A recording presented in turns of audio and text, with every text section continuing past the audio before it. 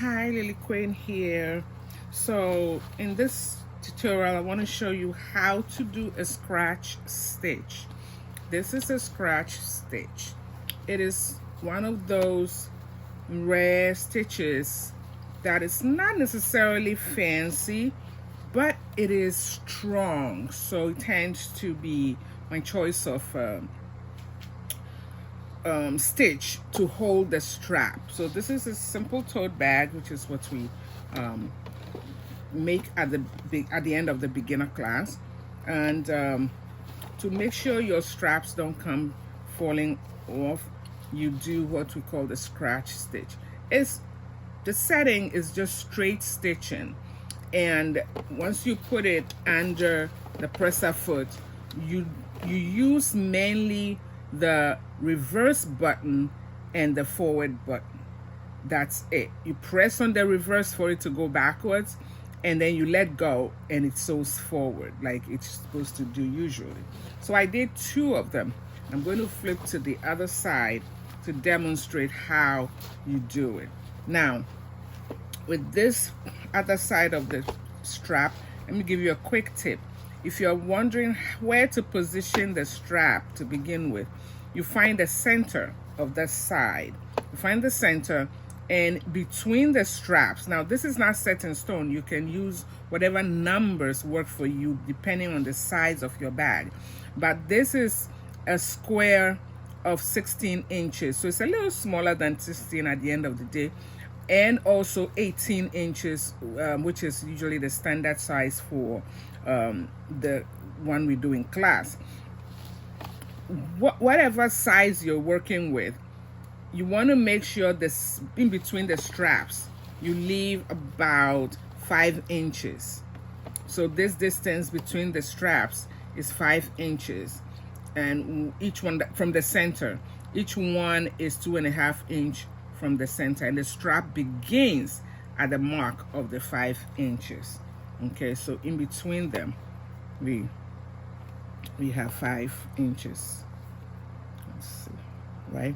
All right, so right now I've only pinned this. I did another thing that I would love if you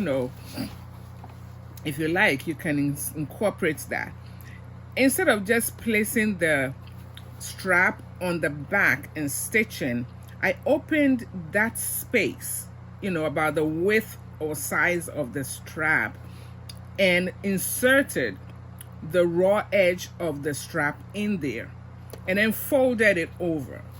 Okay, so the back is really hidden or neatened pretty well. It's under the seam, and don't worry about undoing that area of stitch, because once you do the scratch stitch, it is held back together again. So once you've done, you've pinned your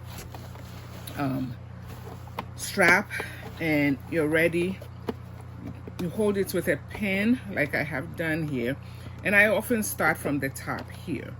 You're going to work your way down and then back up again, and that will be it. So I take the first stitch out and pin out because my hand is on it, and this is pretty fast for a beginner, so you can slow your machine down if it's you're working on this part, because it can get out of control real quickly. Now I'm pressing on the machine's return button or reverse button, and I'm going backwards. For some reason this one is very slow. Now when I'm going backwards, I kind of slant backwards. I slant kind of going down. When I'm coming forward, I come straight forward, I stop, and then I go backwards. But as I'm going backwards, I'm slanting. It's the same straight stitch. I'm slanting so that I'm able to go down. Otherwise, I'll just be sewing in one line the whole time. So you can see it's not necessarily straight line. I'm slanting, and in order to facilitate the slant, I'm holding this part of the strap and pulling so that it will slant properly. And then I press again and it comes forward, I don't let it go beyond, hopefully you're seeing it, I don't let it go beyond the strap width. Then I press and it comes forward, and then I go back. The return stitching is a little slow, but you get the idea. So it slants down, and then maybe it's a little too fast. Let me slow it down. There we go. Oops. So once in a while it will go past sometimes. Let me take it back again. Okay. We're going backwards. Now we go backwards as far as the line of the hem, the top hem.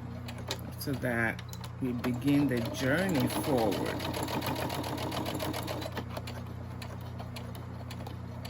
Now, not every thread can do this.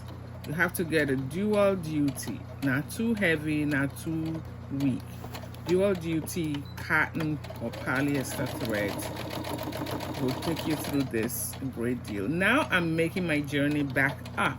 This is not the end of it. Now I'm pulling in the opposite direction, and I'm making my journey back up. Again, it's going to be slanting, but at the end of the day, it doesn't look like it's crisscrossed. It actually looks straight.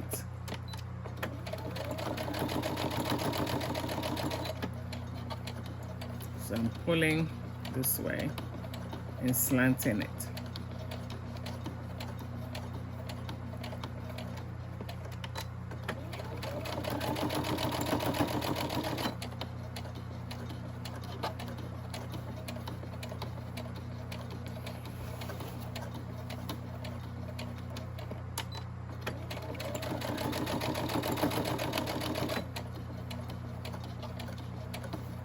I'm actually pressing the reverse button while it's going back.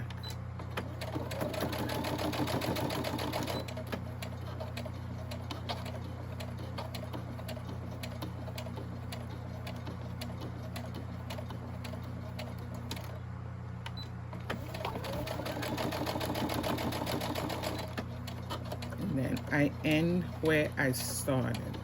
So it's going back to the corner where I started, and as you can see, that's it. That's the scratch stitch. Now with this strap is not coming undone, and you want to use a color thread or thread color that blends into the fabric. So this has a bobbin of white thread. You can see it in the back. I didn't want to change it back to black. I just happen to have white thread, and I'm like, okay, the fabric itself is black and white, so that white should work. But at least you want to use a color that blends with your fabric.